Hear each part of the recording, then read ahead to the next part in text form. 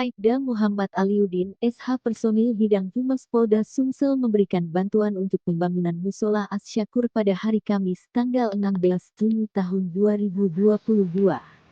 Musola Asy-Syakur yang ada di Kecamatan Ilir Barat 1 Kota Palembang dibangun atas prakasa Ibu Sumiati melihat di daerah itu tidak ada musola. Bantuan dari Aibda Muhammad Aliuddin, SH personil bidang Humas Polda Sumsel diterima langsung oleh Sumiati mewakili panitia pembangunan Musola Asy-Syakur.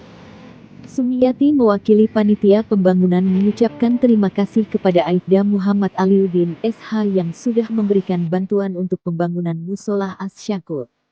Dalam kesempatannya Aibda Muhammad Aliuddin, SH menyampaikan bahwa pemberian bantuan ini adalah simbol dari kepedulian untuk membantu pembangunan Musola Asy-Syakur.